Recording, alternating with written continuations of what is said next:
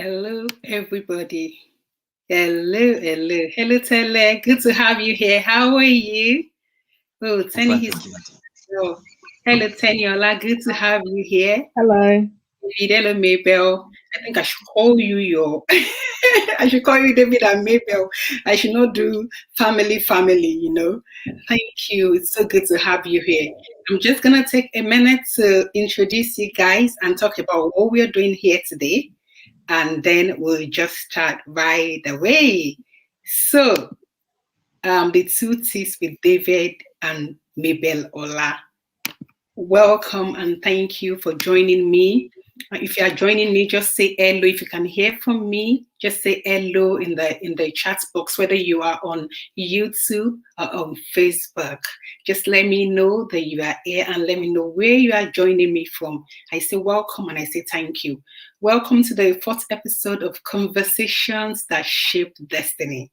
I love quoting American pastor and author Rick Warren at the start of this show. He posits that our minds are sharpened and our convictions are deepened through conversation. I found this to be true. Through conversations, I have experienced tremendous change.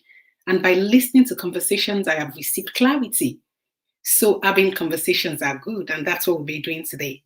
So I'm joined today, with my niece and nephew. As you can see them, they are twins, David and Mabel Ola. They are in grammar school, grade 9. So today we shall be having conversations on teenagers and technology. Teenagers and technology. How do David and Mabel feel about technology? Perhaps from David's personal experience, you'll be able to share the positive impacts of technology for teenagers. Mabel will share with us the indication that a teenager is crossing a line with technology. Here we are talking about the negative impacts.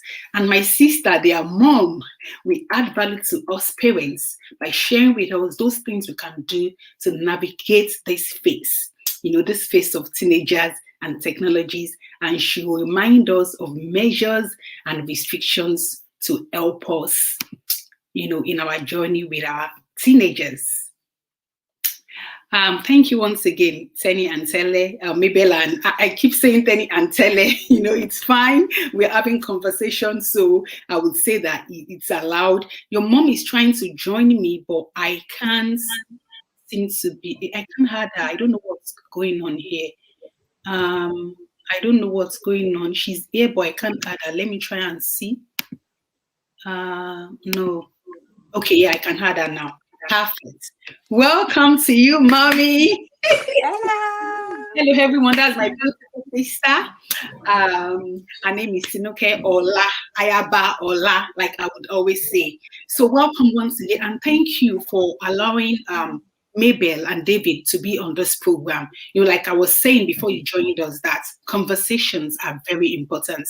Conversation shapes destiny. Conversation turns life around you. Just by you just listening to people, it can change a whole lot of things if you are able to embrace, a conversation on a particular subject matter. So thank you to the three of you. It's so good to have you here. So now I'm going to share something very interesting. The reason why this topic is very important to me is because I know that my 10-year-old is going to become a teenager very soon, and I've seen a lot of interesting. I've encountered a few bits with technology with him, and I'll just start by saying that I think I'm one of those parents that didn't allow their children to play with their phones. You never see my phone with my children. So, and I think one of the reasons for doing this is because I don't want them to get attached to technology, to phones and just accessing content that they're not supposed to access, on the internet. But then I remember that I got a new phone. And when I got this new phone, I kept the other phone somewhere with a password. It has a password, not knowing that all this while, my son has actually seen the password of the old phone, right? And so one day I was just looking for the old phone for one reason. Then I said I was not where I put it.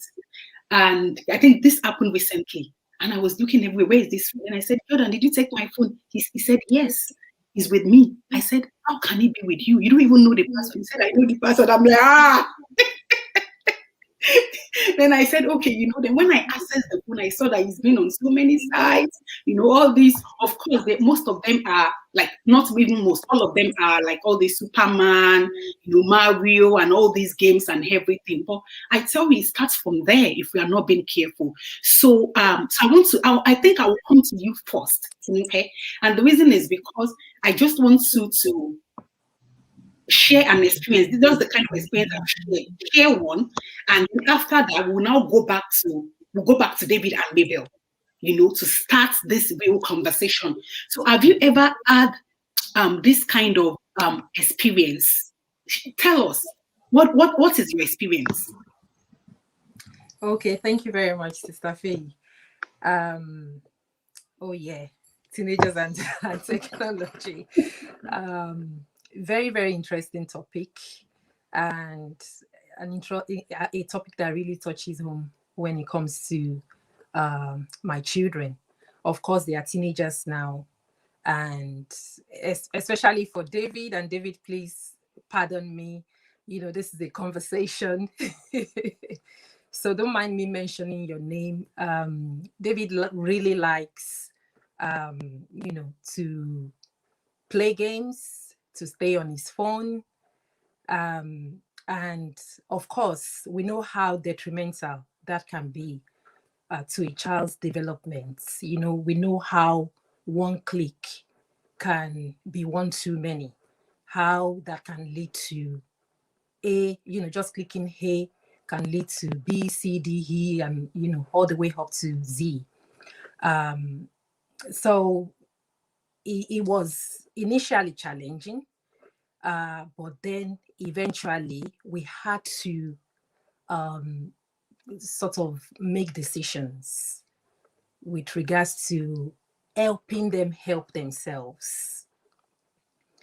As I said, he would rather play game. He loves to play his game, all sorts. And they do have games that they can connect with other people. So he doesn't have to,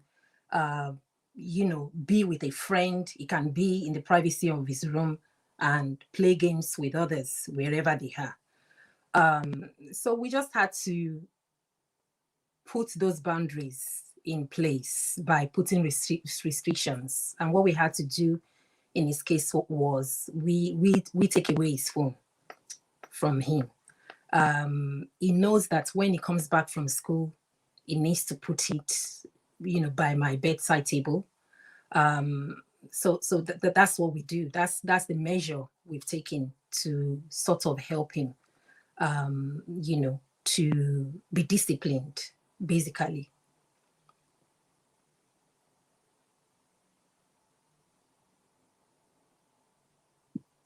Sorry about that. I love that you said that one click can become too many. I love that, one click. And I think that was my experience with Jordan when I first realized that he's been accessing my phone. I just saw that there were so many clicks and many browsers were just open with so many. I'm like, what's this? How did you even learn how to do this? So we have to think about the fact that these children go to school, they meet people, they learn, they do all these things. You know what? Thank you so much, Nika, for sharing that. And I'm now going to go to Mabel. Mabel, I want you to share with me. Okay, I think David's connection is back on. Brilliant. Thank you, David. Your connection is back on. I think I will come to you first, David. And I think we agree that you're going to be speaking on the positive benefits of technology for things. But before you do that, can you share your experience with me? What fascinates you about technology? What's the fascination? Tell me. Share with us.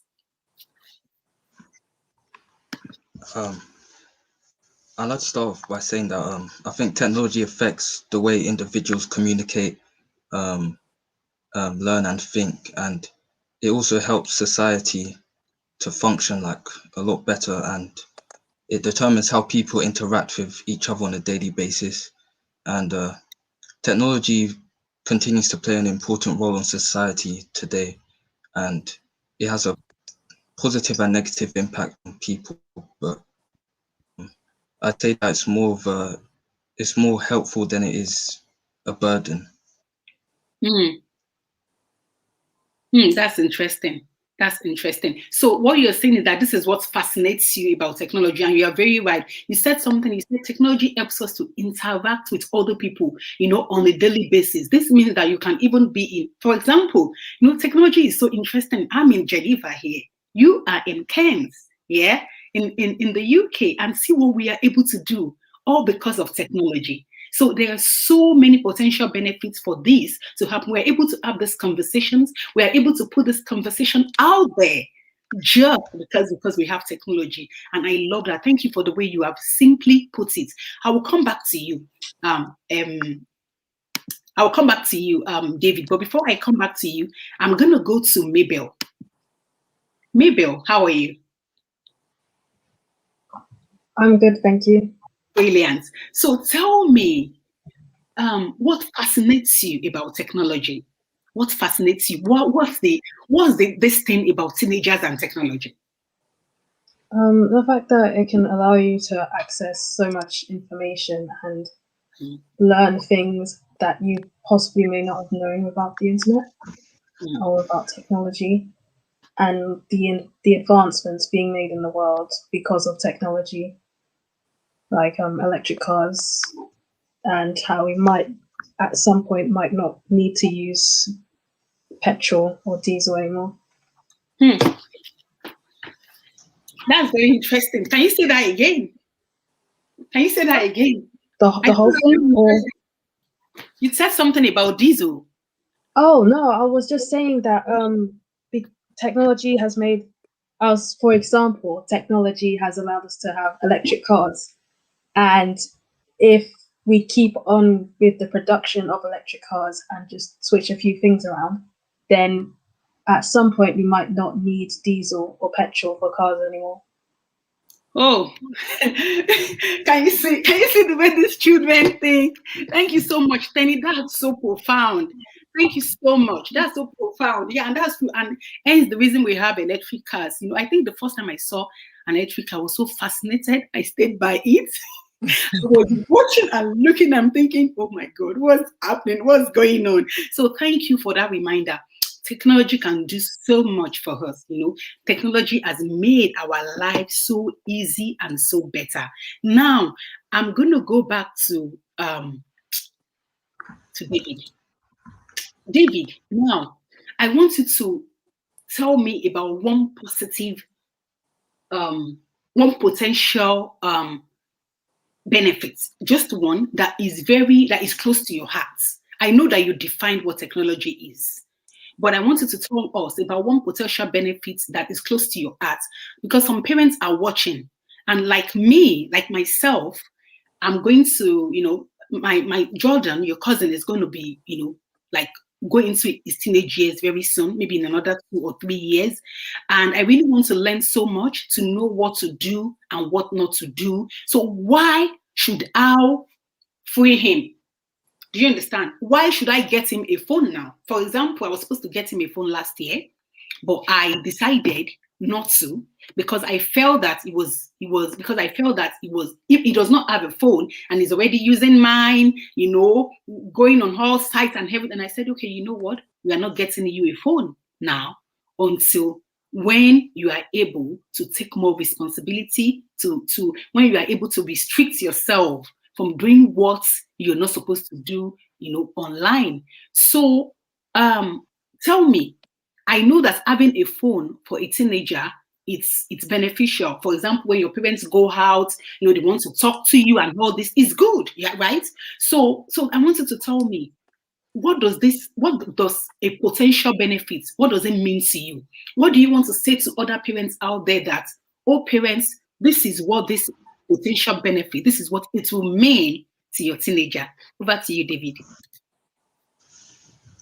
Well, one of the main advantages of mobile phones is the fact that children can keep in touch with their parents. So, say, especially like when a child is transitioning to secondary school, like a phone is much more essential, as they will be becoming more independent, and like, say, they are taking public transport to school, and their parents won't always be with them. So it's important for them to have a phone so that for their safety and so that they're able to keep in touch with their parents in case anything happens. Like I remember one time in year 7, me and my friends had just finished rugby training, and we were waiting for the bus, but the bus driver skipped our stop. So I had to call my mum to pick us both up, and she dropped us both off at home. So if I didn't have my phone at that time, then who knows how much longer I would be standing outside in the cold. And mobile phones also like help you stay in touch with your friends, which is also very important. Like especially during lockdown, I remember we every Friday we had a Zoom meeting with our friends from primary school, so that we're able to catch up and stay in touch with each other. And yeah, it was nice. Oh, brilliant. That's so good. Thank you for that good example. That's absolutely beautiful. Thank you very much. So yeah, so you're right. So what you're saying now is that fine, it's very important to our teenagers. You all have to have phones. My friend was saying to me yesterday that even a younger daughter who is not even 10 yet has a phone. She got a phone for her that does not have maybe internet access. There are phones like that, right? We use those kind of phones before we now graduated to the level that we are of Android, and all these, beautiful, technology. Yeah. So thank you so much for that, Tele. So now I'm going to ask you, because again, Tele, I'm going to ask you, I'm David, I'm going to ask you, when you're family, this is what happens. So everybody bear with me. So I'm going to come back to you, David, right? You said this, right? But when you have this phone, for example, when you are in school, how do you keep yourself from, do you have internet access, or are there restrictions on the phone? And if you have internet access, how do you keep yourself, how do you refrain yourself from, going online, to do other things when you should be, doing your schoolwork? Tell us. Well, I guess as a teen, it's very hard to like keep the phone away from you. So usually it's like the parents who have to try and prevent you from using it all the time. But one method is to like keep the phone away from you, because like there was some study that I read a few weeks ago saying that like if your phone is in the same room as you, like you're much more likely to pick it up and use it, and that can be like damaging when you're trying to revise.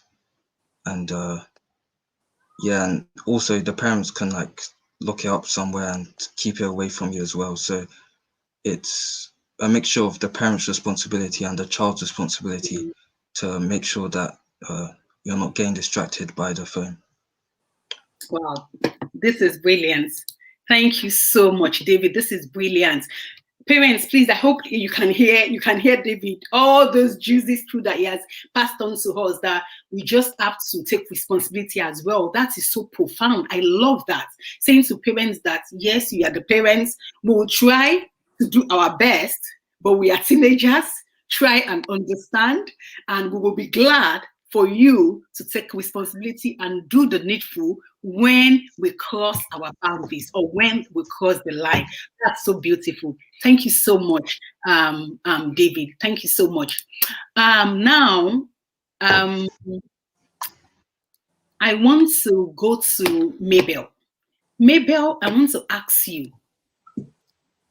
We are talking about the potential benefits, right? So, David has shared some with us, but now I just want to ask you, what are the negative impacts that technology can have on teenagers? I want you to share. Do you have any experience? Has there been a time that you feel that, oh, I shouldn't be doing this, maybe with your phone or maybe with online access? So what are the negative impacts you see that this can have on teenagers? Over to you, Mabel. Well, David said about having connection to people is a good thing, but is it really though? Because in year 7, there was multiple instances where big arguments would happen on these large group chats because a lot of people were on them.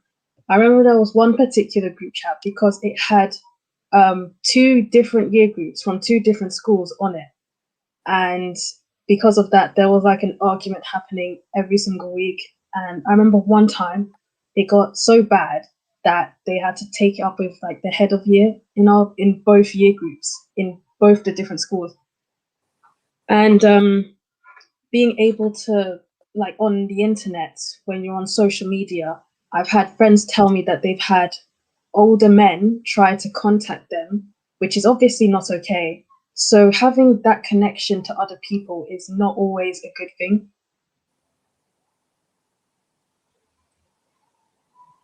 That's quite interesting. I'm listening. Are you still speaking? Yes. There's also, when you're talking to other people, there's some things that you can access that you really aren't meant to. Because again, in year 7, someone has sent a video to a group chat, which was very disturbing and probably not something that you'd question, why would you even have that kind of video? And that upset a lot of people on the group chat. So having the connection to people sometimes is not always that good, because when you're on social media,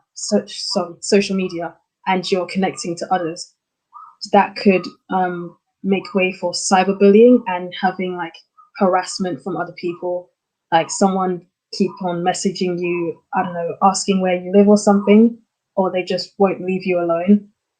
There was this thing blowing up back in 2019, I believe, called the Blue Whale Challenge, where some person on this account would message you and tell you to participate in this challenge, which was not good. Because I remember a friend told me that the person had messaged them and had said things like, if you don't participate in the challenge, I'll get your address, I'll find out where you live, and I'll come to your house. And so you can meet some really dangerous people on the internet. Wow, this is beautiful. Thank you so much, Mabel. This is beautiful. I don't know if you want to go on, but I would like to make some comments. You know, I've been typing. The freedom that comes with technology, right, enables people to take, you know, let me say the freedom. I think the access that technology has provided us enables people to take liberty. That makes sense. I can deduce from what you said. So liberty on cyberbullying, cyber abuse, right? You know, people, even though you feel that, oh, I'm making a connection, but then it becomes something else where people fight, where people do a lot of things, and where it has to be escalated, you know, to the appropriate authority, you know, of the school, like you said. So this is what this can cause. And you also mentioned the Blue Whale Challenge. I think I heard about it, but I don't know the name of whatever they called it. But I think I remember that I heard about it and it was so bad. I think maybe in the news or somewhere, or maybe I saw a documentary and it was so bad. And thank you for sharing this, because I wouldn't have thought along this line, honestly. All I've been thinking about is the impact going online, just accessing information that you should not access. But now you're talking, you mentioned about meeting people that we are not supposed to meet, even online. And this has happened many times, whereby we see on the news that someone has been killed, and we will discover that maybe they've gone to meet someone that they met online. So thank you so much, Mabel. This is a very, very good analysis why technology can be negatively, let me say, impactful. It's a very good example of why we can say, of how we can point at technology and say that actually you're not that good, right? Thank you so much for this. Now I'm going to go to your mom briefly, and I wanted to share with us, Tinuke, what do we do? You've had all this. What do we do? Because see, it can be very challenging. It can be very challenging. It can be very scary when you hear all these things, especially with the example that Mabel just shared. That can be very, because sometimes we leave our children to go to school at the end of, we cannot follow them everywhere. You know, what do we do? How do we let our children, what have you done? Because I can see that you're successful with this. Do you understand? So what can we do? What can we be doing? Help us, especially me, because I really need this. Please tell us. Okay, so before I talk about what I think we can do or what we already do as parents, I want to go to the topic of discipline. I want to start with the topic of discipline and training. It's important, especially for parents who, because some children are already teenagers now, and it can be difficult to change children's behavior when they are already molded. But for people who have young children, that are just coming up, discipline is very important. And of course, teenagers, you continue to discipline children until they become their own person. But we catch them when they are young. And I think that is something that has really, really helped us as parents. Right from day one, right from them being very little, we, take no nonsense. And it can be very, very exhausting. It can be very extremely challenging. But as parents, it's important that we do not relent. Because a child that is left to their own devices, you can't predict, what they will do. So it's important that our children know their boundaries. They know about discipline, because it teaches them to have responsible behavior. It teaches them to have self-control, and it teaches them to be matured. It's like building a house. When you're building a house, you mount the first block, you mount the second block, and the third, all the way up. You can't say, when you've got all the way up, you can't say, oh, I want to go back to the second block because I don't think I fitted it well. It's already done. So that's why it's important that as children are coming up with one behavior or the other, we correct them immediately. We let them know immediately that, no, that's not acceptable. That's not the right behavior. And as they grow up, they know their boundaries. They know that, oh, this I cannot do. This I can do. So it's something that starts right from day one, right from when they are young. Because when children lack discipline, right from, as little as this, it becomes difficult to tell a child, bring your phone. It becomes difficult to tell a child, no, you shouldn't be watching this on the internet. You can't watch TV now. You can't do this now. You can't do that now. So the place of discipline is really, really important. And also, a child that is not disciplined will usually bring the parents shame. When we don't correct our children, when we leave them to their devices, they go on to do all sorts. When they try to take something from the fridge, or try to take something that they shouldn't take, and we don't say, no, don't do that, it becomes a problem. When we then get to this area of restrictions, technology it's so easy to access it. It's so easy to access. So when they can't be fearful, sort of, in little things, how would they be in big things such as this when you are not looking? when you can't see what they are doing, because you always can't.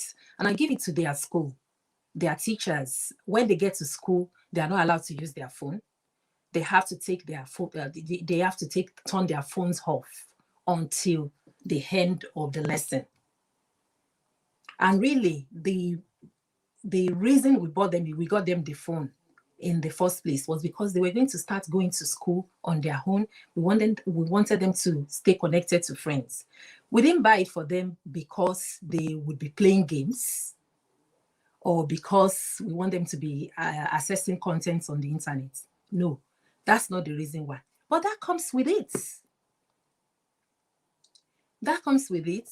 And as parents, you don't always have control over that. So discipline, when a child is disciplined, it helps them, it builds them up. You know, when you correct them, when you show them right from wrong, it helps to build them up. It becomes part of them. It helps them to know that, okay, I've been told right from wrong. I've been told this is not acceptable. I've been told this is inappropriate. I've been told this is bad for me. And they are able to adhere to that. And I also dare say that sometimes parents find it difficult to correct their children.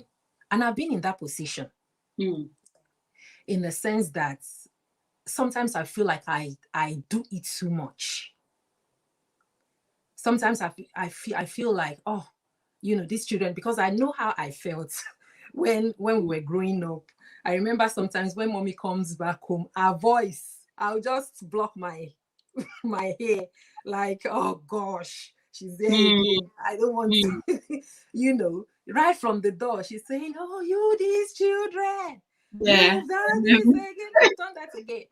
But the truth is that if we've done the right thing, she wouldn't need to do that. That's true. She wouldn't need to do that. So it's important that, because it can be difficult for children to follow instructions. It can be difficult for them to stay on that path. You know, we go through temptations every day, even as parents, as every individual, young or old, brown or white, anybody. We go through temptations every day. There are things that, you know, you would want to do, but because of self-discipline, because of this of the Spirit of God in you, you restrain yourself and you say, no, I'm not going down that route. And in this case, because these children are growing, they still need help to discern between right and wrong. We need to stay on their case. As parents, we need to stay on their case. I don't know whether you want me to go on, so maybe I will stop for now and you ask me questions later. Yeah, thank you for even offering to stop there, because what you've said, I would like to say one or two things about what you've said. In 2017, for you to know how serious, that this is a serious issue, like when it comes to especially mobile phones with our teenagers or with our children. I remember that it was in 2017 that France announced that we're going to ban mobile phones in schools. And I think it's still in effect. Pupils, teachers, and parents, they said they are convinced the France put they are less than convinced that it's necessary for the authority to do that.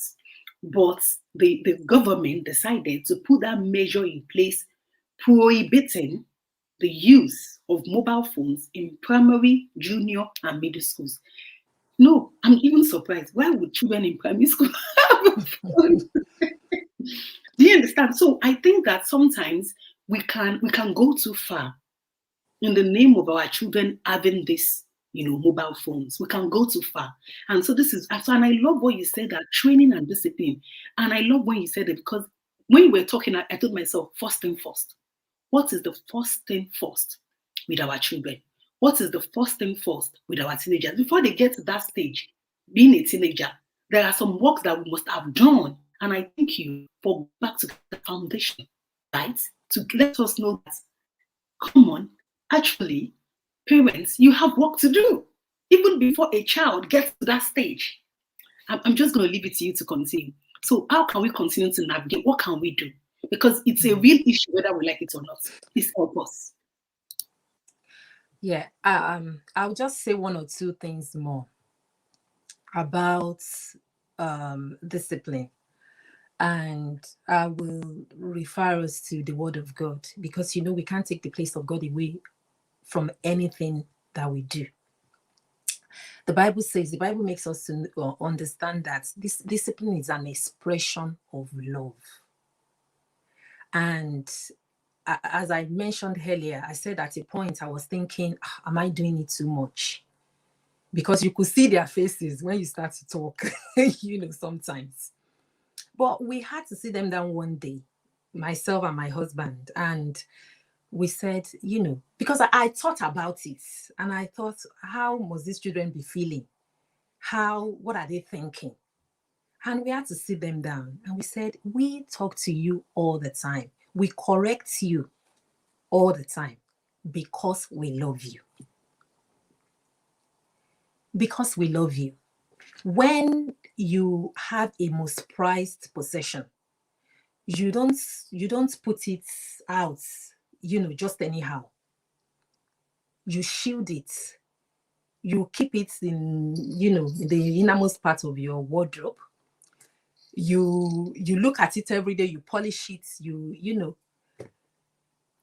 do everything you can to keep it safe. So we had to tell that to them, that we correct you because we love you, because we want you to be outstanding individuals. We want you to grow into fine adults. We want you, so we let them know that we are not just talking for fun. We are not just scolding you because we like to talk, but because we want the best for you. So I think it's really, really important that we do that to our children. We tell them that frequently. I think that is really, really important. And I also want to draw our attention to this Bible passage about the two prostitutes that were, they both had their babies and they slept. One of them slept on her child and the baby died. And the other, in the middle of the night, she took the baby, replaced the baby, blah, blah, blah, blah, blah. We know the story. Why was that first woman able to take the other woman's baby, the living baby? What kind, because she was sleeping, fast asleep. As parents, when it comes to discipline our children, when it comes to training them, we cannot be asleep. Wow, this is profound. Come on. We cannot afford to be sleeping, because when we sleep, things happen. When we sleep, that's when they access all sorts on the internet. When we turn a blind eye, when we refuse to, curtail them, when we refuse to guide them, instruct them, supervise them, monitor them. It's really, really important. Sometimes I'm thinking, oh, these children. But then I also tell them that I hope you do the same for your children. I hope this is the best we can do for you. We need to be actively involved in this process, in this process, in whatever you do, and especially with the internet. So I will just go into what we do as parents. We keep control of, sort of like our family digital prints, sort of. For instance, I'm not on social media. I'm not in any social media, Facebook, blah, blah, blah. My social media is WhatsApp. That's basically the only social media I use. And recently I joined Instagram because their teens church, because of this lockdown, their teens church moved on Instagram. So that was the reason why I joined Instagram, so that I then give them my phone so that they can join the service on on Instagram. And without that, everything I need to see, I just, go on Google. If I need to find information, I go on Google.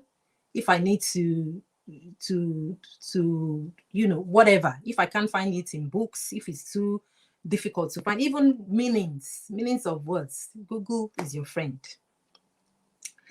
So because information you share can be used in ways you cannot control.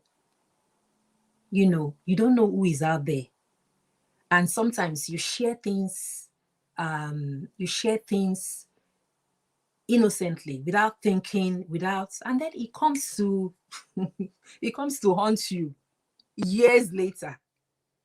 Even though it might not be. We've seen politicians that say something, and then years later it comes to haunt them. So we need to be very, very careful about the information we are sharing. And we need to be share aware. We need to be aware of what we are sharing. If this is an information you can't share with a stranger, that's what we tell our children. Then if it's not something you can share with a stranger, you wouldn't just see somebody on the streets and say, oh, this is my address. This is where I live. This is my date of birth. You wouldn't do that. So if you can't do that, then don't share anything. Your information is like your body. Keep it safe, keep it secure. So also you have to know your parental control. As I said earlier, innocent searches can lead to not so innocent results. As I said, you go from A and then it takes you all the way to Z. So what do we parents need to do? We just put restrictions. With our internet provider, we put restrictions. There is limits. Sometimes I want to check for some things and I have to ask my husband for permission. For him to take those restrictions away. So we put those restrictions to the barest minimum. So because that's the only way we can help them. Because sometimes they click things innocently and it leads them somewhere else. So educate them as well. Talk to them about it. That's what we do. Talk to them about internet safety. About how to stay safe. And also, you need to educate yourself as well. Because what you don't know, you can't give. What you don't have, you can't give. If you don't have knowledge about how to stay safe on social media, how are you going to be able to train your children? So as parents, we need to educate ourselves as well on all these parental control settings and so on and so forth. Whatever device we're using, our internet provider, and so on and so forth. For instance, for me, on my phone, I never want to go beyond my minutes, my data, what did they call it, for the month. So I told my telephone provider to restrict my whatever package, that I can't, if it finishes for the month, it finishes. So things like that. So I can't go beyond that. That way, I'm not going to incur any additional costs. I'm not going to incur any extra costs. So likewise, that we can do that with regards to the internet use for our children. And also, as parents, don't let us nag. Let's not try to nag. Let us, because it can seem like that to them, but let us be firm. Let us be firm. Let us correct them with love. The choice of words that we use. And also, let us lead by example. What do we watch? What are our searches on the internet? Because these children, they can see us. And the truth is that they learn from what we do than from what we say. They see us, they see what we are doing. You know, you are on TV, what do you watch? Because you are exposing them to whatever it is you do. So they see what you do. When you're doing something, you can't tell your children not to do it. That doesn't make sense. You can't tell your children not to do it. And if it's anything you know that's okay, it's appropriate for my age as an adult, but it's not appropriate for my children. Or you take it, you don't do it where they are. You don't watch it where they are. Because it's not age appropriate for them. And also, prayer. Let us pray for our children. Let us pray for them. It is the Spirit of God that teaches us to do what is right all the time. The Bible says the flesh profiteth nothing. So let us remember to always pray for them, because there is power in our tongue as parents. I remember reading something, reading the book of something about Abraham and his children in the book of Genesis. The book of Genesis, chapter 17.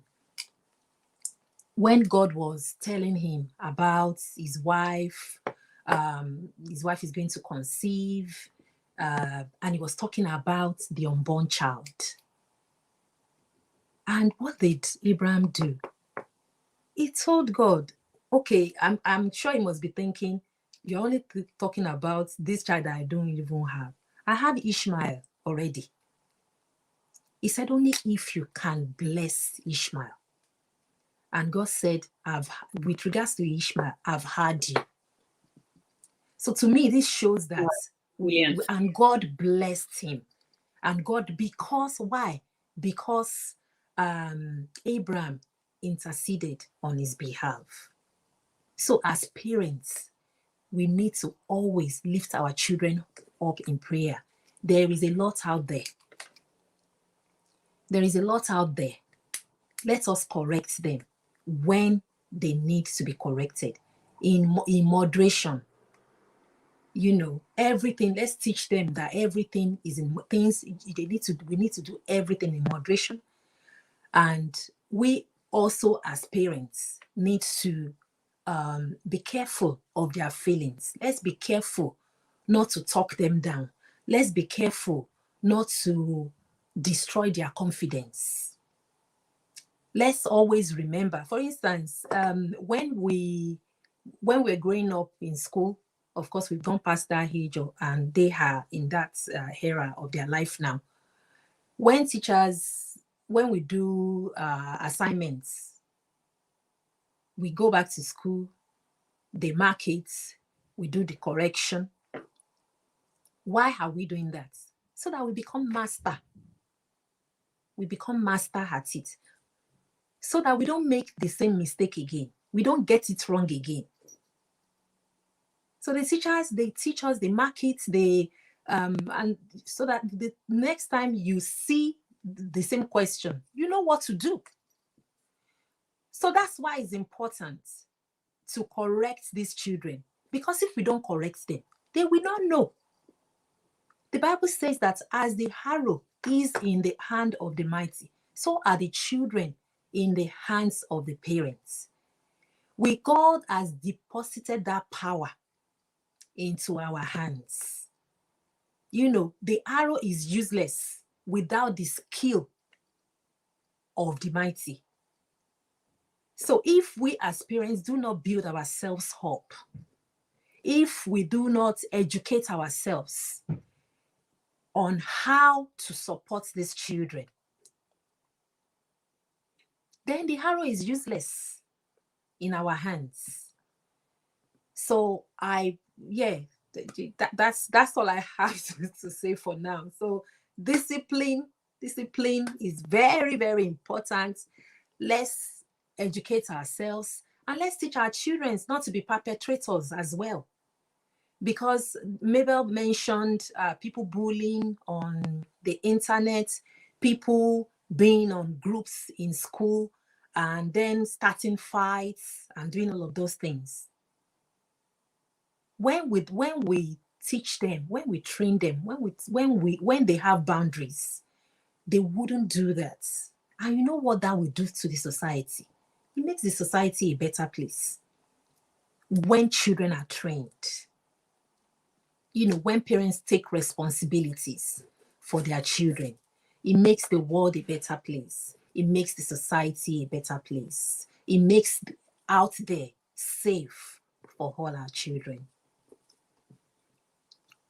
Thank you so much, honestly. Thank you so much. That was very rich, very profound. You know that David said it first, and I'm happy that you are sharing the same, that, that parents need to take responsibility. Do you understand? He said it, and thank you for that, David. And before you shared it, okay, you've said quite a lot of things, very, very interesting things. But before I go there, before I go back to what you've said, and just try to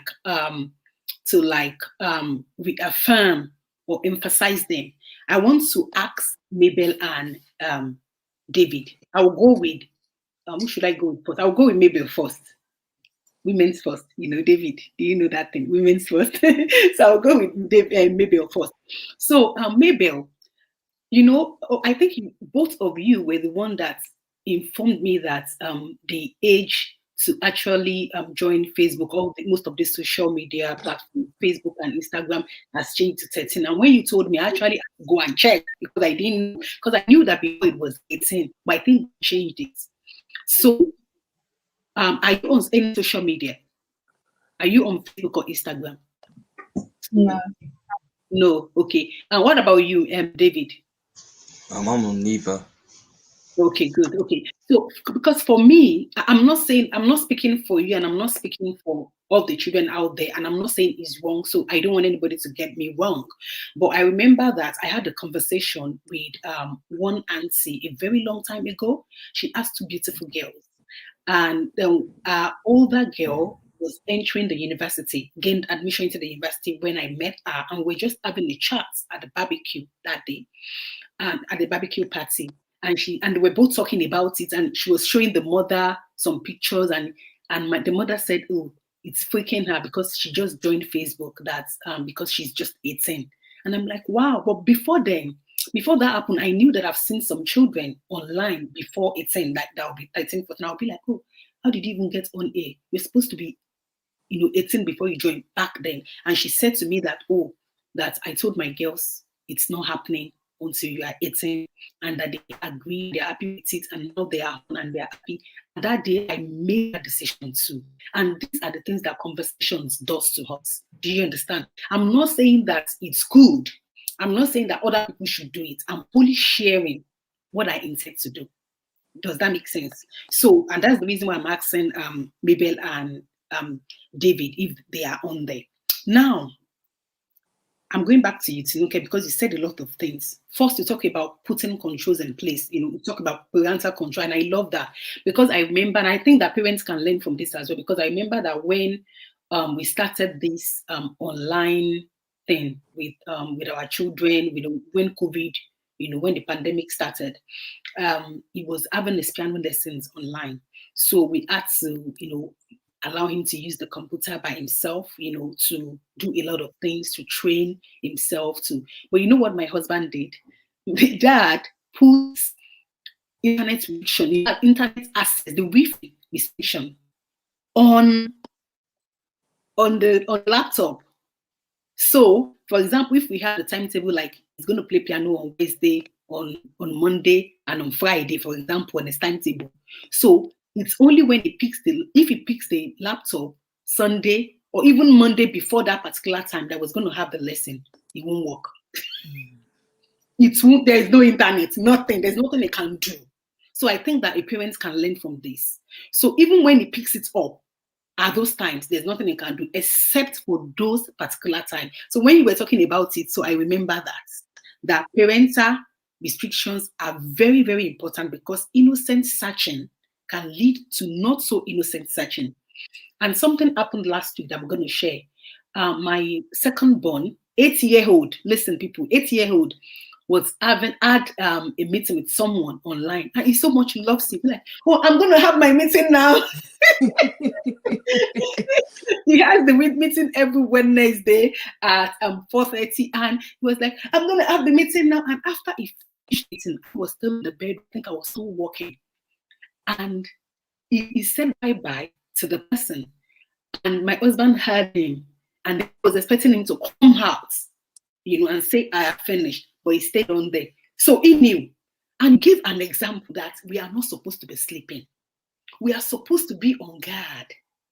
Does that make sense? We are supposed to know what our children are doing. We cannot afford to sleep. You shared a very, very interesting, very good example. We cannot afford, because a little sleep, a little slumber.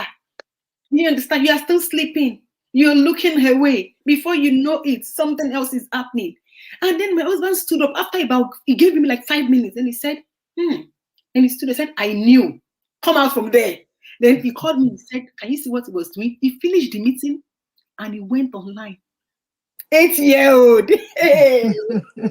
I was just so I was just laughing. I was just like, okay. They are very inquisitive. I was like, I've seen the end of it. This is it.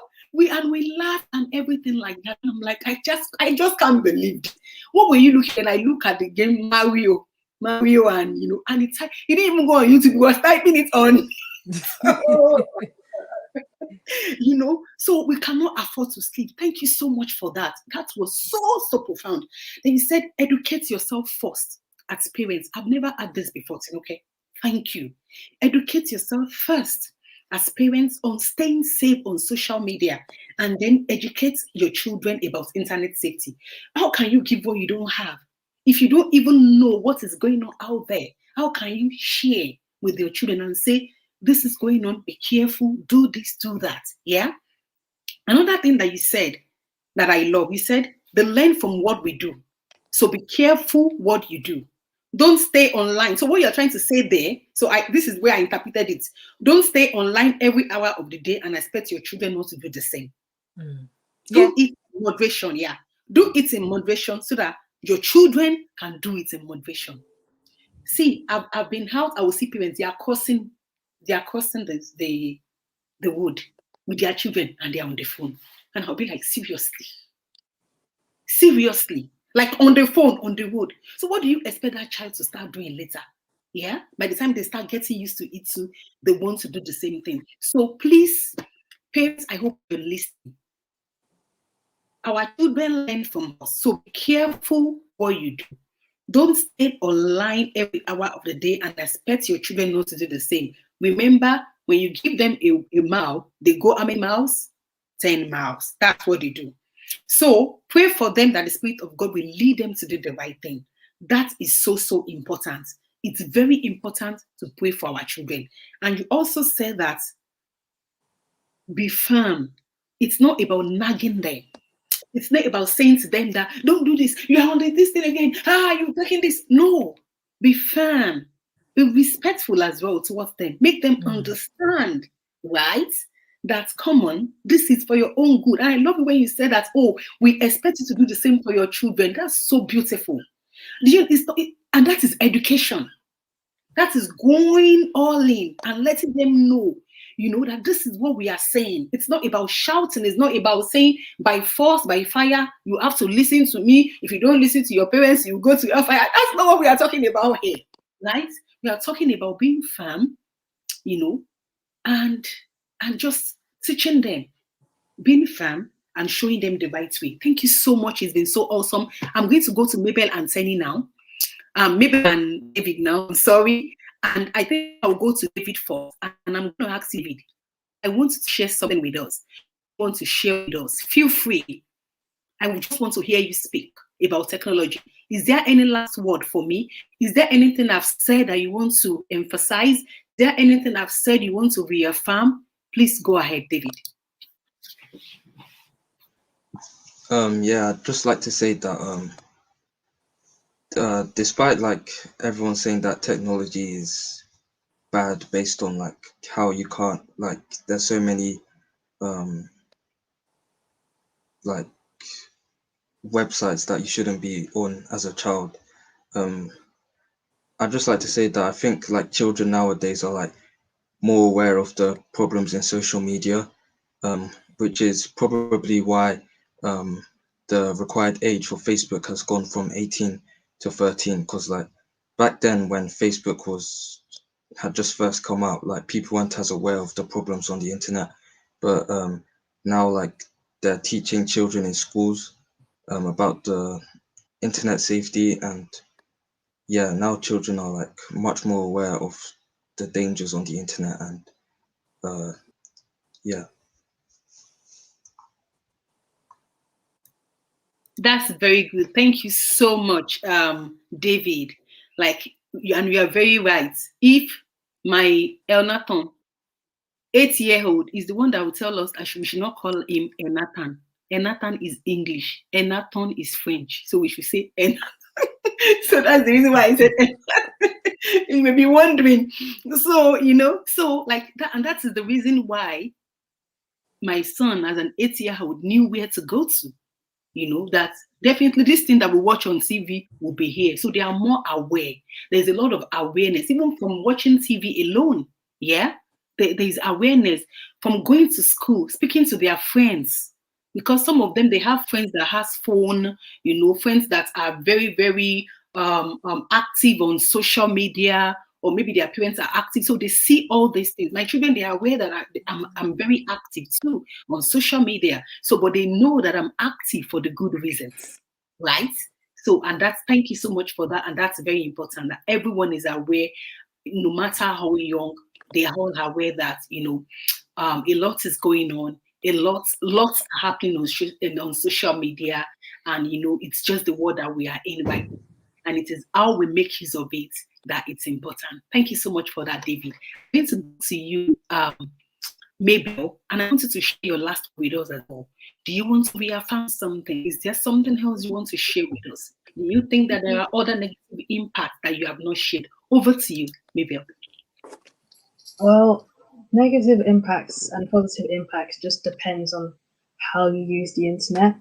Because if you keep on using it in ways that you probably shouldn't be, then there's going to be more negative impacts for you personally.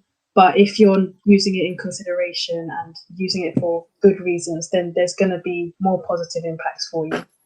And like David said, I remember that they used to show us a lot of internet safety ads and videos, but now you don't really get that as much anymore. And that's probably because people have become more aware of the dangers and what goes on the internet and other stuff that can happen if you're not careful. Thank you so much, Mabel. Thank you so much. So what you're saying is we do not really have to experience negativity when it comes to technology if we are using it considerably. Honestly, this is the perfect ending. We do not necessarily have to see this. We do not necessarily have to experience it or let it be our story that technology is bad or it's negative in some kind of way. Only if the what if factor is there, the if factor is there, only if we are able to be considerate in our use of technology. Oh, I just want to thank you so much, my beautiful family. It's been a lovely day. It's been a nice one. Thank you so much. Thank you for having us. Thank you for having us. It was very enjoyable. Thank you. I am happy to hear that. I thank you, Mabel. I thank you, David. And I thank you, their beautiful mom, my adorable sister. Okay. Thank you so much, guys. Thank you. Bye. Bye.